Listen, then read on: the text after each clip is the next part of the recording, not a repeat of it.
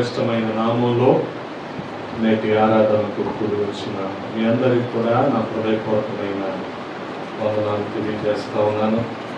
దేవుని మహాకృప కనికరాలను బట్టి దేవుడు మనల్ని సజీవుల సంఖ్యలో ఉంచి మరొక ప్రభు దినాన ఆయన సన్నిధిలో మనం ఉండటానికి ప్రభు సహాయం చేశారు. హల్లెలూయా.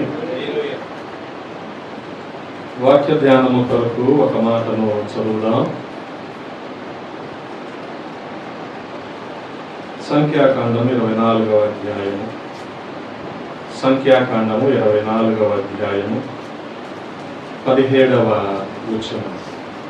సంఖ్యాకాండము 24వ అధ్యాయము 17వ వచనం. ఆయనను చూచుచున్నాను గాని ప్రస్తుతమున్నట్టు కాదు, ఆయనను చూచుచున్నాను గాని సమీపమున ఉన్నట్టు కాదు. నక్షత్రము యాకోబులో ఉదయించును, రాజదండము ఇశ్రాయేలు నుండి లేచును. అది మోయాబు ప్రాంతములను కొట్టును, కలహవీరులందరినీ నాశనం చేయును. ప్రార్థన. మమ్మల్ని అతి మిక్కిలిగా ప్రేమించిన మా ప్రియ పరలోకపు తండ్రి, ఈ ఉదయకాల సమయంలో మరొకసారి మీ పాద సన్నిధి చేరడానికి మీరు చూపిన కృపను బట్టి స్తోత్రాలు. గడిచిన కాలమంతా మీ రెక్కల నీడలో భద్రపరిచారు, క్షేమాన్ని సమృద్ధిని మాకు అందించారు. స్తోత్రాలు. మరొక ప్రభు దినాన మీ సన్నిధిలో ఉండటానికి నాయన మీరు సహాయం చేశారు. రాజా, మీరు ఏర్పాటు చేసిన ఈ లేఖనాలను బట్టి స్తోత్రాలు. వాటిని మా వినికిడిలో దీవించండి, మా సమయాన్ని దీవెనకరంగా మార్చండి. వినగలిగిన చెవిని గ్రహించే హృదయాన్ని మా అందరికి ఇవ్వండి అయ్యా. అల్పుణ్ణైన నన్ను మరుగు చేయండి, మీ ఆత్మచేత నింపి వాడుకోనండి. సమస్తాన్ని మీ స్వాధీనంలో ఉంచుకోనండి. మీకే మహిమలు ఆరోపిస్తూ యేసయ్య పరిశుద్ధ నామములో అడిగి వేడుకుంటున్నాము తండ్రి. దేవునికి స్తోత్రం. హల్లెలూయా. ప్రభునందు ప్రియ సహోదరి సహోదరులారా, చదవబడిన లేఖనాలు చాలా శ్రద్ధగా గమనించండి. సంఖ్యాకాండము 24వ అధ్యాయము 17వ వచనంలో ఈ రీతిగా రాయబడింది. నక్షత్రము యాకోబులో ఉదయించును అని. యేసుక్రీస్తు ప్రభు వారు జన్మించినప్పుడు ఆయన పుట్టుకను తెలియజేయడానికి తూర్పు దిక్కున ఒక నక్షత్రం పుట్టినట్లుగా మనం చదువుతూ ఉన్నాం. సువార్తల్లో ఈ విషయాన్ని మనం జ్ఞాపకం చేస్తా ఉన్నాం. అదే రీతిగా యేసుక్రీస్తు ప్రభు వారు పుట్టక మునిపే దాదాపు 1400 సంవత్సరాల క్రితమే బిలాము ప్రవక్త యేసుక్రీస్తు ప్రభు వారి జననాన్ని గురించి, ఆయన పుట్టుకను గురించి మాట్లాడుతూ నక్షత్రము ఒకటి వచ్చినట్లుగా ఆయన చెప్తూ ఉన్నాడు.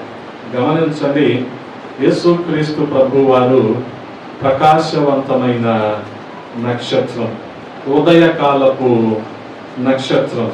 అందుకనే ప్రకటన గ్రంథము 22వ అధ్యాయము 16వ వచనంలో రాయబడిన మాట ఏంటంటే, నేను దావీదు వేరు చిగురును సంతానమును, ప్రకాశమానమైన వేకువ చుక్కనై ఉన్నాను అని మాట్లాడుతున్నాడు.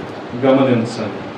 అదే రీతిగా విశ్వాసులందరూ కూడా మరి దేవుని చేతిలో ఉన్న నక్షత్రాలుగా పోల్చబడ్డారు.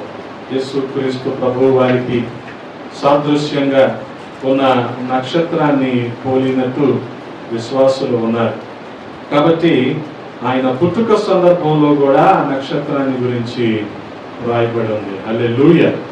అందుకనే జ్ఞానులు కూడా నక్షత్రాన్ని వెంబడిస్తూ ఆయనను ఆరాధించడానికి వచ్చారు. కాబట్టి యేసుక్రీస్తు ప్రభు వారికి సాదృశ్యంగా ఉన్న ఆ నక్షత్రాన్ని గురించి కొన్ని మాటలు మనం ధ్యానం చేద్దాం. ప్రవక్త బిలాం అంటూ ఉన్నాడు 24వ అధ్యాయము సంఖ్యాకాండములో 17వ వచనంలో, యాకోబులో నక్షత్రము ఉదయించింది అంటున్నాడు. అంత మాత్రమే కాదు, ఆ తర్వాత కూడా రాయబడి ఉన్న మాటలు మనం చూడగలిగితే, రాజదండము ఇశ్రాయేలులో నుండి లేచును, అది మోయాబు ప్రాంతములను కొట్టును, కలహవీరులందరినీ నాశనము చేయును అని మాట్లాడుతున్నాడు. కాబట్టి ఆ తర్వాత వచనాల్లో ఎదోమును శేయీరును ఇశ్రాయేలీయులకు శత్రువులు, వారు స్వాధీనపరచబడుదురు, ఇశ్రాయేలు పరాక్రమముందును. గమనించండి. ఈ రీతిగా చూడగలిగితే బిలాము చేసిన ఈ ప్రవచనం, బిలాము చెప్పిన ఈ ప్రవచనం దావీదు జీవితంలో నెరవేర్చబడింది.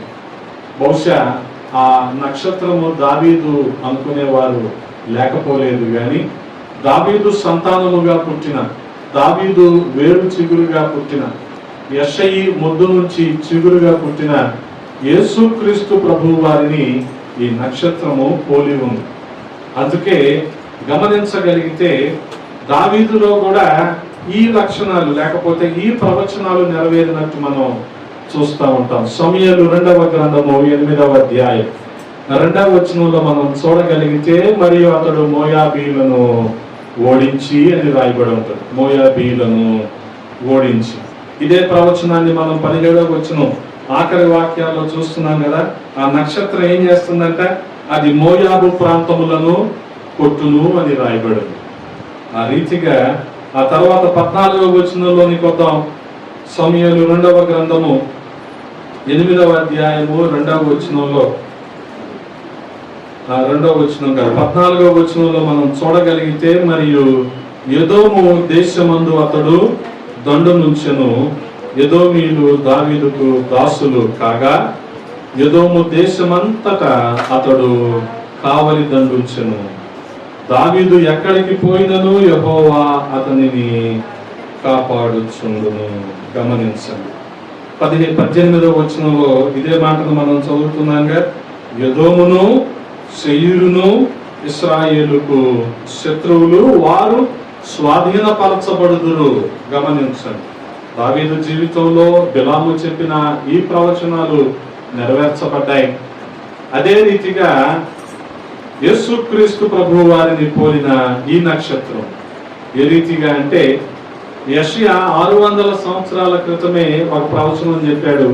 యెషయా గ్రంథము 9వ అధ్యాయం 6వ వచనంలో మనం చూడగలిగితే, ఏలయనగా మనకు శిశువు పుట్టెను, మనకు కుమారుడు అనుగ్రహింపబడెను, ఆయన భుజము మీద రాజ్యభారముండును, ఆయన భుజము మీద రాజ్యభారముండును. అదే విషయాన్ని బిలాము ఏమంటున్నాడు, రాజదండము ఇశ్రాయేలులో నుండి లేచును అంటున్నాడు. గమనించండి. బిలాము చెప్పిన ఈ ప్రవచనాలన్నీ కూడా తర్వాత రోజుల్లో ఖచ్చితంగా నెరవేర్చబడ్డాయి. ఏ ప్రవచనం కూడా నెరవేర్పు కాకుండా లేదు. ప్రవచనం అంటే దేవుని యొక్క మాటే. దేవుని యొక్క మాట నెరవేరకుండా ఉంటుందా? ఖచ్చితంగా అది నెరవేరుతుంది. ఆ రీతిగా ప్రియ సహోదరి సహోదరులారా, చూడగలిగితే ఆయన భుజము మీద రాజ్యభారం ఉండును. ఆశ్చర్యకరుడు, ఆలోచనకర్త, బలవంతుడైన దేవుడు, నిత్యుడగు తండ్రి, సమాధానకర్త యొక్క అధిపతి అయిన అతనికి పేర్లు పెడతారు అని రాయబడింది. వాస్తవానికి మనం చదువుకున్న వాక్యములో యాకోబులో నక్షత్రము ఉదయించును అని రాయబడింది కదా. అన్నని, తల్లిదండ్రుల్ని మోసం చేసిన వాళ్ళలో నక్షత్రం ఉదయించడం ఏంటి, మోసగాడిలో నక్షత్రం ఉదయించడం ఏంటి అని మనం అనుకోవచ్చు. కానీ గమనించగలిగితే నక్షత్రము యాకోబులో ఉదయించిన కారణంగా అతను ఏమైపోయాడు? యాకోబు కాస్త ఇశ్రాయేలుగా మార్చబడ్డాడు. అంటే అందుకనే సూర్యోదయం కలిగింది యాకోబు జీవితంలో. ఆదికాండము దాదాపు 38 అధ్యాయాల్లో ఆ బేతేలు అని దానికి ప్రతిష్ఠించి ఆ రాయి మీద నూనె పోసి, రాత్రి దేన్నైతే తలగడగా చేసుకున్నాడో ఆ రాయి మీద నూనెను పోసి దాన్ని దేవుని కొరకు ప్రతిష్ఠించి, ఇది దేవుని యొక్క నివాస స్థానము అని గుర్తించాడు. ఆ రీతిగా గ్రహింపులోకి వచ్చిన యాకోబు ఇశ్రాయేలుగా మార్చబడ్డాడు. కాబట్టి 12 గోత్రాలుగా విస్తరించి వారందరూ కూడా మరి ఆశీర్వదించబడినట్లుగా మనం చూస్తా ఉన్నాం.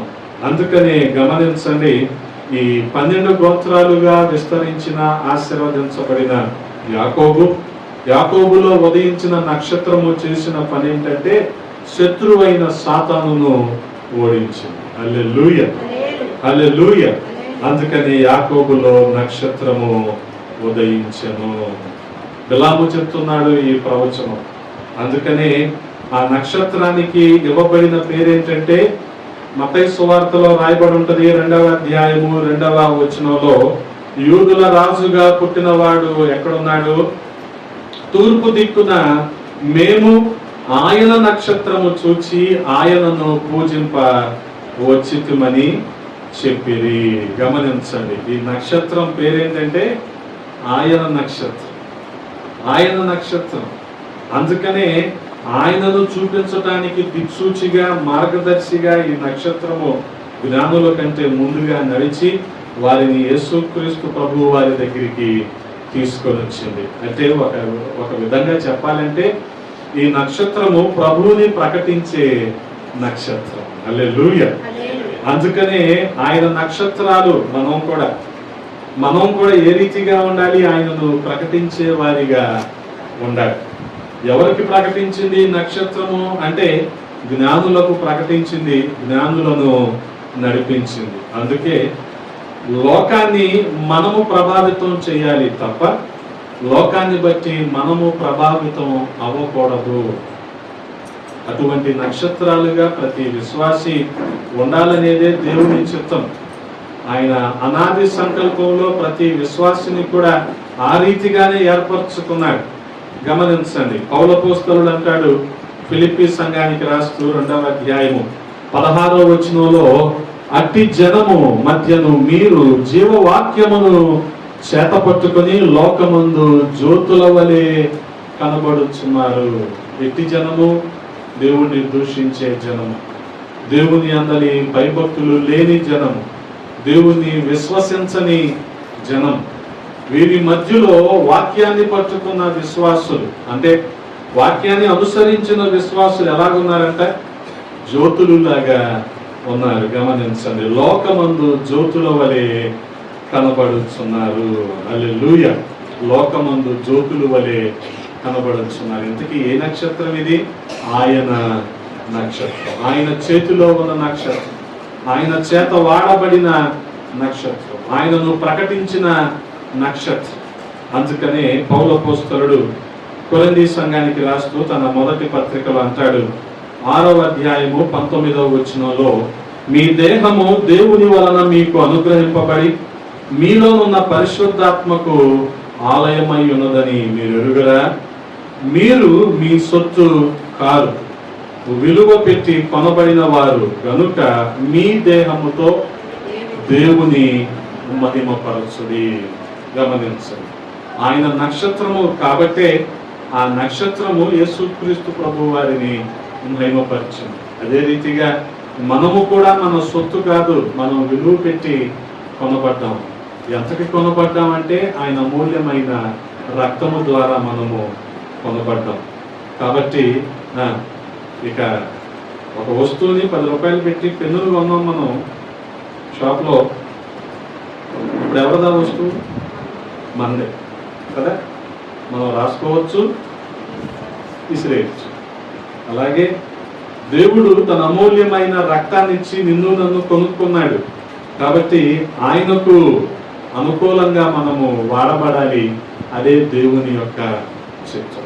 అందుకని ఆ నక్షత్రానికి ఇవ్వబడిన పేరేంటంటే ఆయన నక్షత్రం. ఎందుకని? ఆయన కోసం పనిచేసి ఆయన దగ్గరికి నడిపించి, గమనించండి, ఆయనను చూపించింది, ఒక మార్గదర్శకంగా వారిని జ్ఞానులను నడిపించింది.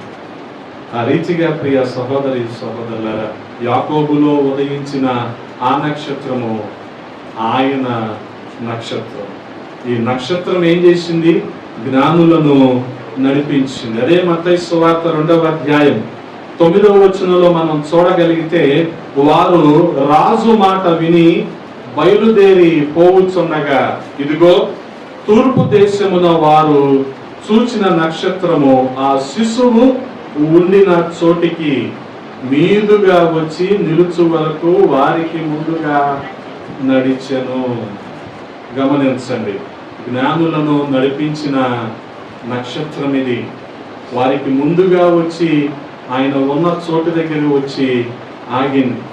వీరేం చేశారంటే, సాధారణంగా ఈ నక్షత్రం తాలూకా ఏ కారణాలు అయి ఉండొచ్చు, ఈ నక్షత్రం ఆకాశంలో ప్రత్యక్షమైందంటే ఓహో ఎవరో రాజు పుట్టాడు అన్న ఆలోచన కలిగింది జ్ఞానులకి. అందుకని జ్ఞానులు తిన్నగా రాజుగారి దగ్గరికి వెళ్ళిపోయారు. తీరా రాజుగారి దగ్గర ఎవరు కూడా పుట్టినట్టు ఏ ఆనవాళ్ళు కూడా లేవు. ఇంకోటి ఏంటంటే, హేరోదు రాజుకి ఒక భయం పుట్టుకుంది. వీళ్ళు వచ్చారు, వీళ్ళేమి సాధారణమైన మనుషులు, ఏదో గాలి వార్తం తీసుకొచ్చే మనుషులు, పుకారు పుట్టించే మనుషులు కాదు. వీళ్ళు ఆకాశంలో అన్నీ చూసి అంతా కూడా గ్రహించి నా దగ్గరకు వచ్చారు వీళ్ళు, కాబట్టి వీళ్ళు చెప్పింది నిజమై ఉంటుంది అని చెప్పి నేను బతుకుండగా వేరొక రాజేంటి అనుకొని ఒక మూర్ఖపు ఆలోచన చేశారు. అదేంటంటే 2 సంవత్సరాల లోపు వయసున్న మగ శిశువులందరినీ కూడా చంపించేయండి అని ఆజ్ఞ జారీ చేశారు. గమనించారు. ముందుగా వీరు అక్కడికి వెళ్ళారు. ఆ తరువాత నక్షత్రం వీరిని ఏం చేసింది, యేసుక్రీస్తు ప్రభువు వారు ఎక్కడ ఉన్నారో, ఏ పశువుల పాకలు అయితే ఆయన ఉన్నాడో అక్కడికి తీసుకొని వచ్చి జ్ఞానులను నడిపించింది ఈ నక్షత్రం. హల్లెలూయా. వీటన్నిటి దృష్ట్యా స్టార్ పెట్టచ్చా పెట్టకూడదా ఇది కాదు కానీ మన సమస్య. వాస్తవానికి ఆ నక్షత్రము లేదా ఆ స్టార్ ఎవరిని చూపించింది అంటే దేవుణ్ణి చూపించింది, దేవుని వద్దకు నడిపించింది. ఇది మనం గ్రహించాల్సిన విషయం. అంతేగాని వ్యర్థమైన ఆలోచనలతో ఉన్న సమయాన్ని వృధా చేయకూడదు కదా. ఈ మధ్య ఎటువంటి మనుషులు బయలుదేరారంటే విశ్వాసాన్ని నీరుగార్చే మనుషులు బయలుదేరారు కదా. క్రిస్మస్ చేయమని ఎక్కడ ఉంది, క్రిస్మస్ గురించి బైబిల్లో ఉందా, ఇటువంటి వ్యర్థమైన మాటలు అన్నమాట. నువ్వు చేయకపోతే మానేసి, చేసేవాళ్ళని చేసుకొని వాళ్ళు ఎలా చేసుకున్నా పర్వాలేదు, ప్రభువుని గుర్తిస్తే చాలు కదా.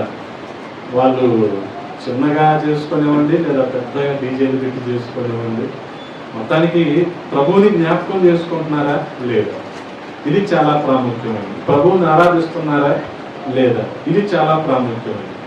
అంతేగాని ఇప్పుడు లేనంత మాత్రాన కదా చేయకూడదని అర్థమా? పోనీ అంతకు మునుపు పాత నిబంధనలో ఉన్నాయని నాకు చేసేసినట్టేనా? కాదు కదా. ఇవన్నీ ఏంటంటే ఇలాంటి వాళ్ళని ఇక్కడ కాదు సేవ చేయమనాల్సింది. బీహారు, ఉత్తరప్రదేశ్ పంపించాలి ఇలాంటి వాళ్ళు. అప్పుడు వాళ్ళకి అర్థం అవుతుంది సేవ అంటే. ఇక్కడ ఉండి విజ్ఞాన ప్రదర్శన చేస్తూ ఉంటారు. నీకు అది తెలుసా, నీకు ఇది తెలుసా, ఇలా ఎవరైనా అడుగుతున్నారు అనుకోండి, నీకు అది తెలుసా కాదు, అది ఒక్కటే తెలుసా అని గుర్తుపెట్టుకోండి. అది తెలిసిన దాన్ని పట్టుకొని మనల్ని అడుగుతాడు, నీకు తెలుసా అంటాడు. అది తప్ప ఇంకేం తెలియదు. అందుకనే ఇటువంటి అవిశ్వాసంలోనికి మనుషుల్ని తీసుకువెళ్ళిపోయే క్రమం జరుగుతూనే ఉంది ఈ రోజుల్లో. గమనించండి. పెట్టండి, పెట్టకపోండి, చెయ్యండి, చెయ్యకపోండి, ఇదంతా ఏముంటుంది కదా. ఎందుకనంటే ఆయన ఆత్మ కాబట్టి ఆయన ఆరాధించేవారు ఎలాగా ఆరాధించాలి, ఆత్మతోనూ సత్యముతోనూ ఆరాధించాలి. అంతకు మించిన ఇదేమైనా ఉంటుందా?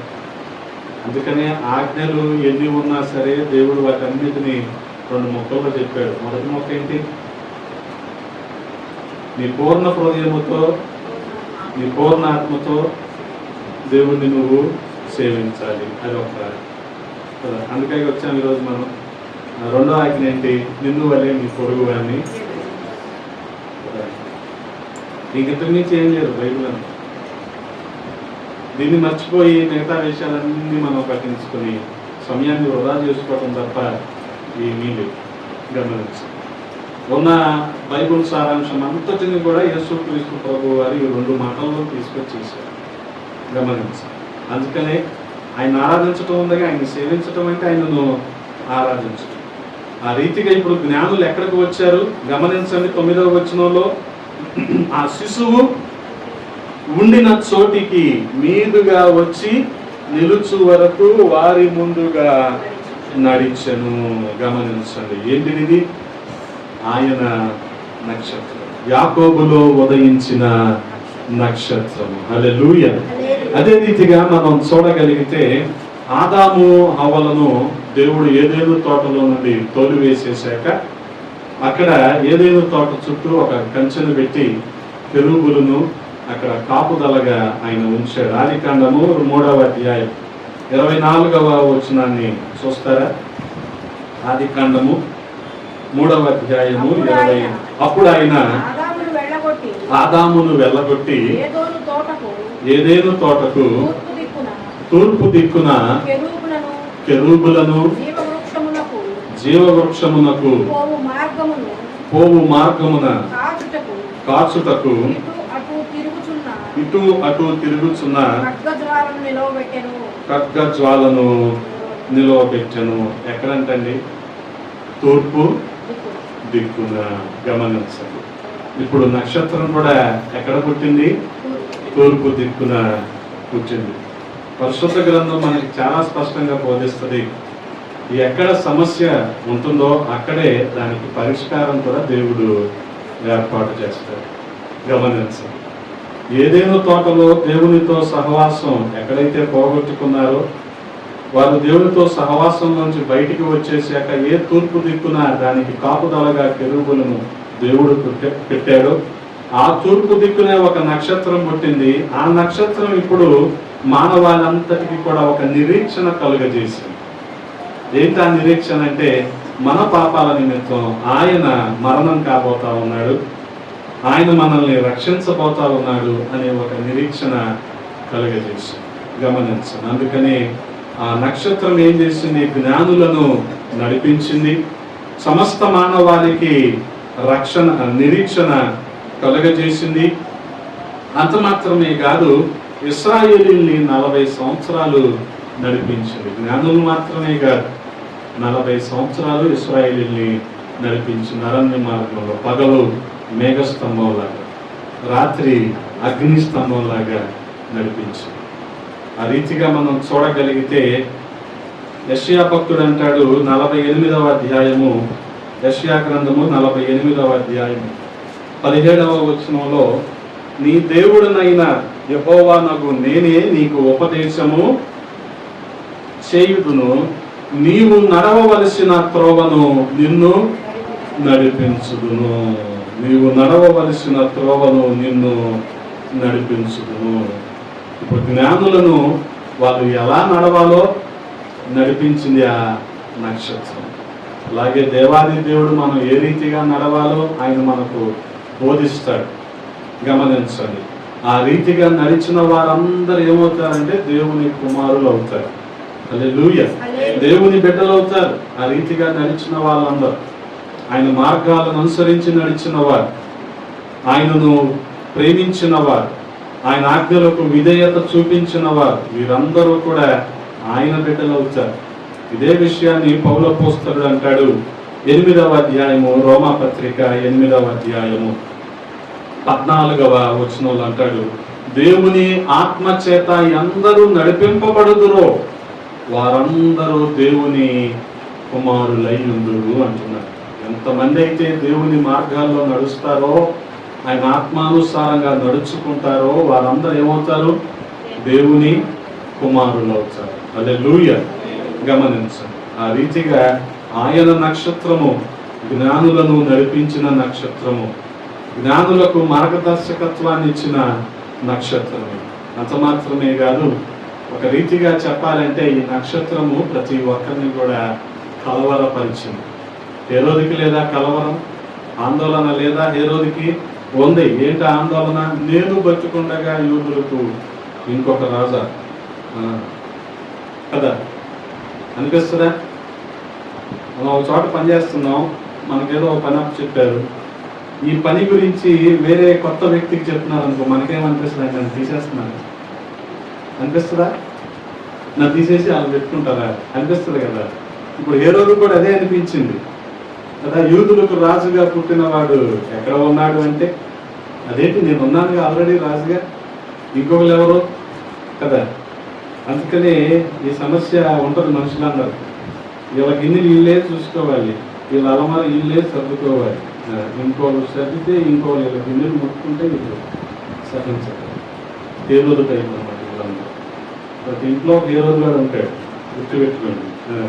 అది ఓసిడీ కాదు, అది మెంటాలిటీ అంతా. దాన్ని ఎవరేం చేయలేదు. అదొక కలవరం అనిపిస్తుందా లేదా? అదొక కలవరం. ఇప్పుడు హేరోదుకు వచ్చింది కలవరం.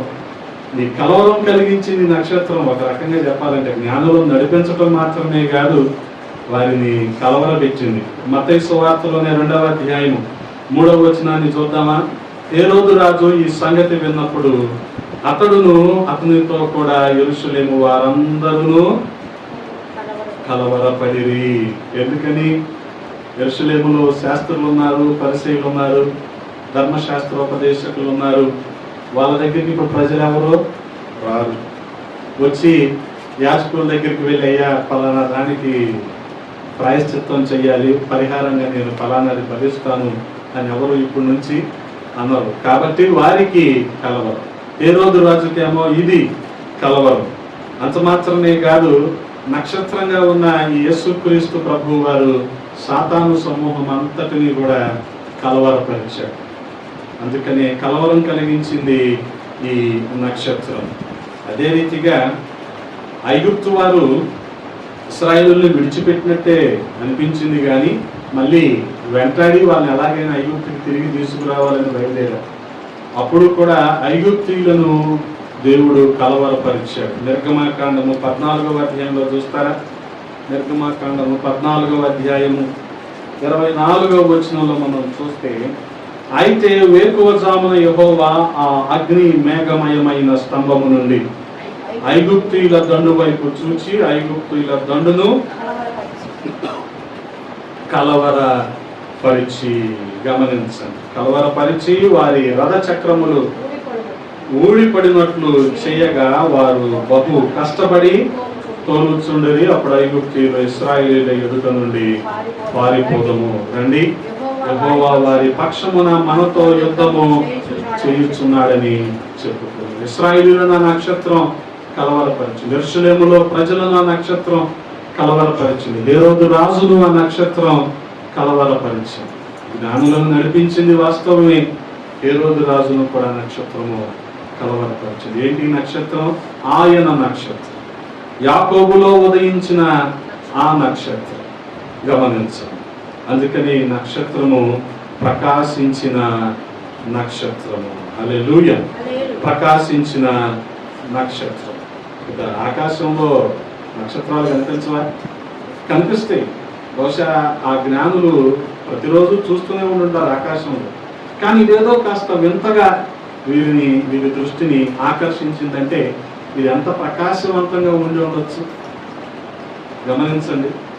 అందుకనే 2వ అధ్యాయము మత్తయి సువార్త 2వ అధ్యాయము 2వ వచనంలో మనం చూడగలిగితే, తూర్పు దిక్కున మేము ఆయన నక్షత్రము చూచి ఆయనను పూజింపవచ్చితమని చెప్పిరి. ఆయన నక్షత్రాన్ని వీళ్ళు చూశారు. వీరి దృష్టి దాని మీదకు మరలింది అంటే అది ఎంత ఆకర్షణీయంగా ఉండి ఉంటుంది కదా. సాధారణంగా జ్ఞానులు అంటే వీరికి తీరిక ఉండదు కదా ఆకాశంలోకి చూసేంత. అయినా సరే వీరి దృష్టి ఆకర్షించబడినదే అంటే అది ఎంత ప్రకాశమానంగా ఆ నక్షత్రం ఉందో మనం అర్థం చేసుకోవాలి. అందుకని కొరింథీయుల పత్రికలో కూడా, మొదటి పత్రికలో కూడా పౌలు అపోస్తలుడు అంటాడు, 15వ అధ్యాయము 41వ వచనంలో, మహిమను బట్టి ఒక నక్షత్రమునకును మరి ఒక నక్షత్రమునకును భేదము కలదు కదా అంటాడు.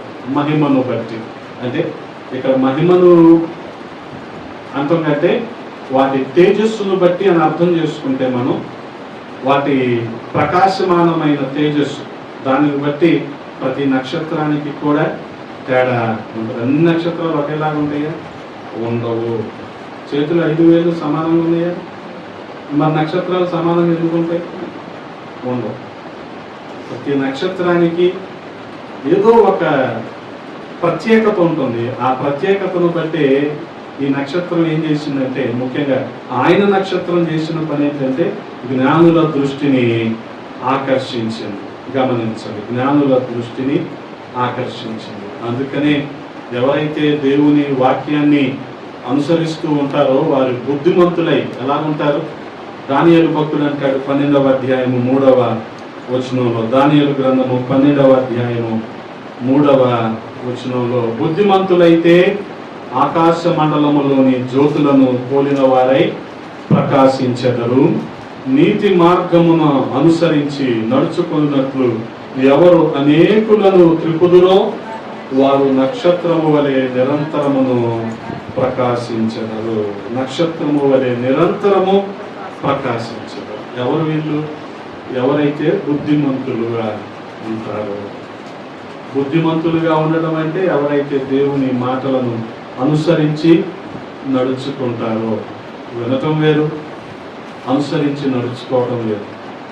ఈ సందర్భాల్లో విని వదిలేస్తూ ఉంటాం కదా, కానీ దేవుని మాటలు విని వదిలేసేవి కాదు. గమనించండి, అవి ఖచ్చితంగా, అంటే మాటలో చెప్పాలంటే తూచా తప్పకుండా పాటించవలసిన విషయం. వాళ్ళు ఎలా ఉంటారు? అనేకులను ప్రభువు వైపు త్రిప్పుతారంట. వాళ్ళు నక్షత్రాలలాగా నిరంతరము ప్రకాశిస్తారు. హల్లెలూయా. అందుకనే గమనించండి, ఇది ఆయన నక్షత్రం, జ్ఞానులను నడిపించిన నక్షత్రం, హేరోదును కలవరపరిచిన నక్షత్రం, ప్రకాశమానమైన నక్షత్రము. ఈ నక్షత్రము యాకోబులో ఉదయించింది. అంత మాత్రమే కాదు, దేవుని చేతిలో ఉన్న నక్షత్రం ఇది. ప్రకటన గ్రంథంలో రాయబడి ఉంటుంది కదా, 1వ అధ్యాయము 16వ వచనంలో, ఆయన తన కుడి చేత 7 నక్షత్రములు పట్టుకొని ఉండెను. హల్లెలూయా. ఆయన తన కుడి చేత 7 నక్షత్రాలను పట్టుకున్నాడు. 7 నక్షత్రాలు. గమనించండి, 7 నక్షత్రాలు ఆసియాలో ఉన్న 7 సంఘాలను సూచిస్తా ఉన్నాయి.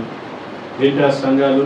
ఎఫెసు, స్ముర్న, పెర్గము, తొయితైర, సార్దీసు, ఫిలదెల్ఫియా, లవోదికియా. 7 సంఘాలకు 7 నక్షత్రాలు. ఈ 7 నక్షత్రాలు ఎవరి చేతిలో ఉన్నాయి? ఆయన కుడి చేతిలో ఉన్నాయి. హల్లెలూయా.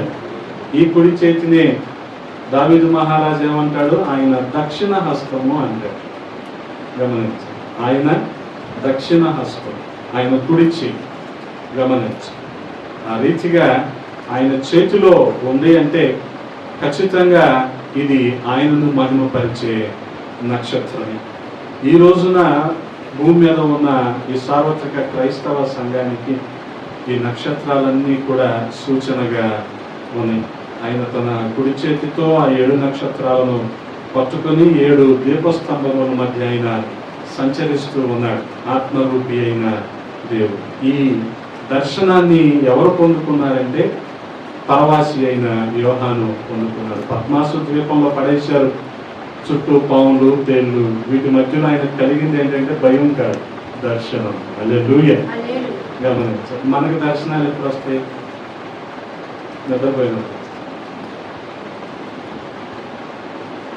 యోహానికి దర్శనం ఎప్పుడు వచ్చింది? బందీగా ఉన్నప్పుడు వచ్చింది. పద్మాసు ద్వీపంలో పడేశారు. పద్మాసు ద్వీపం ఎలాంటిదంటే రోమా ప్రభుత్వానికి ఎదురు తిరిగిన వాళ్ళందరినీ అక్కడ పడేస్తారు. బ్రిటిష్ ప్రభుత్వానికి ఎదురు తిరిగిన వాళ్ళందరినీ ఎక్కడ పడేసేవాళ్ళు? అండమాన్లో పడేసేవాళ్ళు. ఎందుకని? అండమాన్ నుంచి సముద్ర మార్గం గుండా చెన్నై వరకు, లేకపోతే అటు లక్షద్వీపుల వరకు ఈత పట్టుకుంటూ ఏ వ్యక్తి తప్పించుకొని పారిపోలేడు కదా, అందుకని అందులో పడేసేవారు. ఇక్కడే చావండి. అలాగే ఇతన్ని కూడా అలా పడేశారు పద్మాసు ద్వీపంలో. అక్కడ ఆయనకు దర్శనం కలిగింది. ఆ దర్శనంలో ఆయన చూస్తున్నాడు. 16వ వచనం, 1వ అధ్యాయం 16వ వచనంలో, ఆయన తన కుడి చేత 7 నక్షత్రములు పట్టుకొని ఉండెను. 7 దీపస్తంభాల మధ్య ఆయన సంచారం చేస్తూ ఉన్నాడు. గమనించాలి. ఆ రీతిగా మనం చూడగలిగితే ప్రతి ఒక్కరూ కూడా ఆయన చేతిలో నక్షత్రాలుగా ఉండాలనేదే ఆయన చిత్తమై ఉంది. అందుకనే రాత్రి చాలా గడిచిపోయింది, పగలు సమీపిస్తూ ఉంది. కాబట్టి మనం చేయవలసింది ఏంటంటే యుద్ధోపకరణాలు ధరించి అపవాదిని మనం ఎదిరించాలి అని పౌలోపోస్తలుడు మాట్లాడుతూ ఉంటాడు. గమనించండి, రోమీయులకు రాసిన పత్రిక 13వ అధ్యాయము 12వ వచనం. 13వ అధ్యాయము 12వ వచనం. రాత్రి చాలా గడిచి పగలు సమీపముగా ఉన్నది గనుక మనము అంధకార క్రియలను విసర్జించి తేజస్ సంబంధమైన యుద్ధోపకరణములు ధరించుకుందాము. గమనించండి, తేజో సంబంధమైన యుద్ధోపకరణం. అందుకని ఈ నక్షత్రము ఆయన చేతిలో ఉన్న నక్షత్రం. అంత మాత్రమే కాదు, చాలా ప్రాముఖ్యమైన సంగతి ఏంటంటే ఈ నక్షత్రము తిరిగి రానయ్యున్న నక్షత్రం కదా. సో క్రిస్మస్ ఉన్నది గుడ్ ఫ్రైడే కోసం. ఆయన పుట్టిందే చనిపోవడం కోసం. ఆయన ఎందుకు చనిపోయాడు? తిరిగి పునరుద్ధానుడు అవటం కోసం ఆయన చనిపోయాడు. ఆయన ఎందుకు పునరుద్ధానుడు అయ్యాడు? ఆయన తిరిగి రెండవ రాకడలో రావటం కోసం. అందుకని ప్రతి దానికి కూడా దేవుని అనాది సంకల్పం ఉంది. ఆయన ఒక గొప్ప ప్రణాళికను కలిగి ఉన్నాడు. మనమేమో ఆయన చనిపోయాడని చెప్పేసి ఆ రోజు డ్రమ్లన్నీ పక్కన పెట్టేసి ఆ రోజు అసలు తలస్నానం కూడా చేయకుండా పాత్రలు వేసేసుకొని మనం వేసేస్తాం. కానీ ఆయన ఎందుకు చనిపోయాడంటే 3వ రోజున ఆయన తిరిగి ఆయన లేచినప్పుడు ఏం చేస్తాం? అప్పుడు బాగా రెడీ అవుతాం. ఈ తేడా నాకు తెలియక నేను గుడ్ ఫ్రైడే తెలియక ఏదైనా పండగ అనుకుంటున్నాను. నేను నిజంగా పండగే గుడ్ ఫ్రైడే కూడా. ఏదైనా పండుగ అనుకోండి, డాడీ కొత్త బట్టలే అంటున్నాను. నేను 6th 7th ఉంటాను అప్పుడు క్లాసులో. కొత్త బట్టలే అంటున్నా, కొత్త బట్టలు వేసుకోకూడదు అంటారు నా డాడీ. ఏదైనా పండుగ అనుకుంటాం కదా. ఇప్పుడు కనీసం మనం రేపు 20వ తారీఖున మనం కొత్త బట్టలు వేసుకోకపోయినా పిల్లలకైనా కొని పెడతాం. ఎందుకంటే వాళ్ళకి అదొక రకమైన సంతోషం. ఏం కాదులేండి పిల్లలు కాదు. నేను వచ్చింది అమ్మాయి ఏమంటుంది, రాత్రి 10:30 టీవీపీకి వెళ్దామరా అంటాం. అలవాటు అయిపోయి టీవీపీకి వెళ్తాం. వాళ్ళకి అదో పండగ, అదో సరదా. అలాగే పిల్లలకి కొత్త బట్టలు వేసుకుంటే అదో రకమైన సరదా కదా. కానీ గమనించండి, యేసుక్రీస్తు ప్రభు వారి పుట్టుక, మరణ, పునరుద్ధానాల వెనుక ఉన్న అసలు కారణం ఏంటంటే ఆయన రెండవ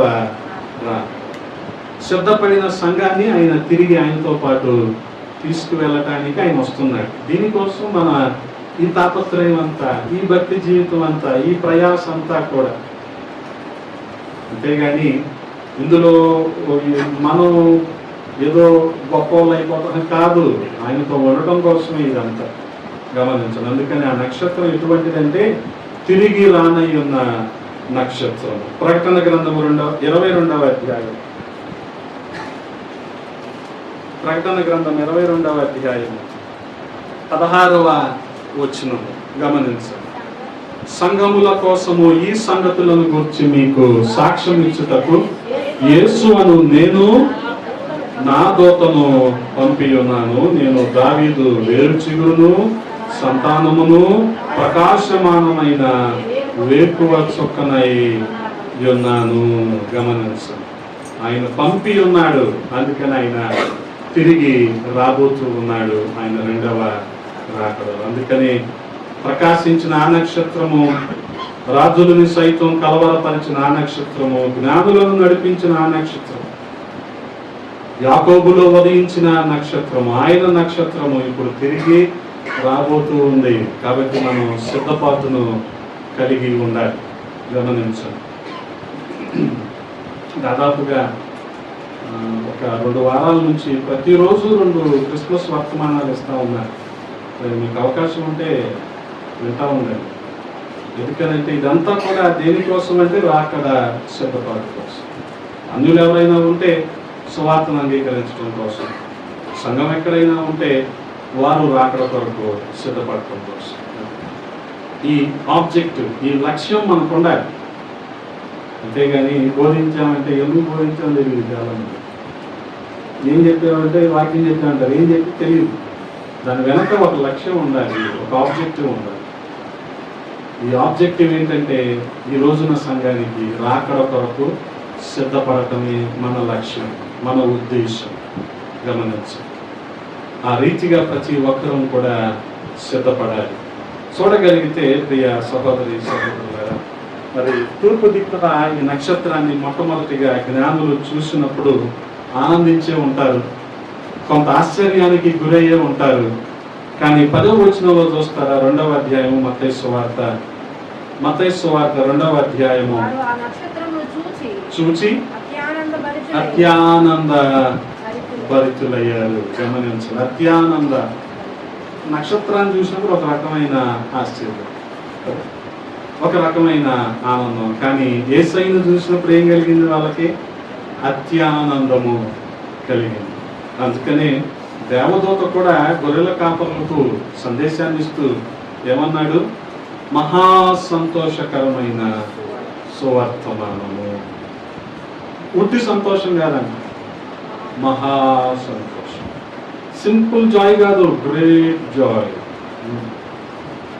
ఏంటది? దావీదు పట్టణంలో నేడు రక్షకుడు మీ కొరకు పుట్టి ఉన్నాడు.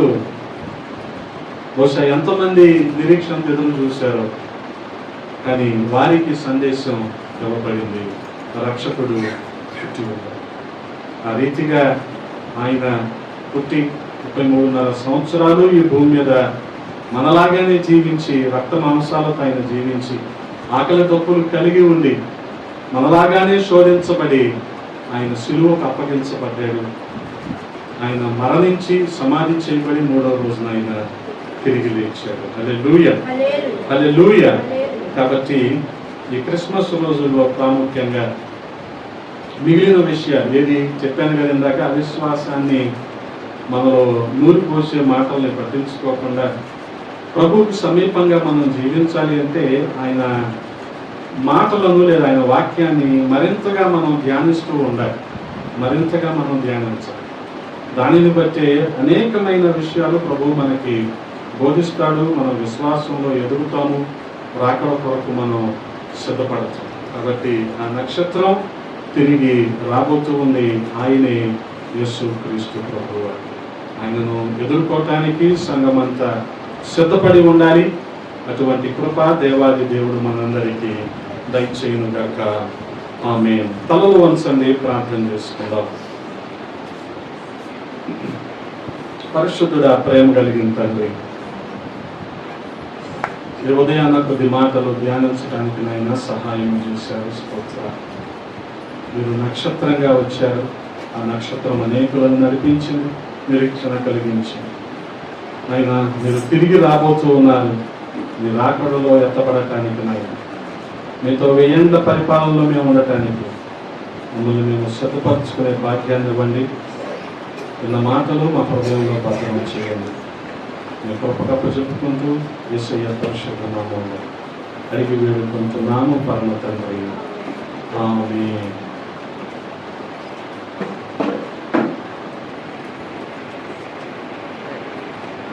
ఈ సమయంలో మనందరం లేచిన పడినట్లయితే పాట పాడుతూ ఉండగా మన హృదయపూర్వకమైన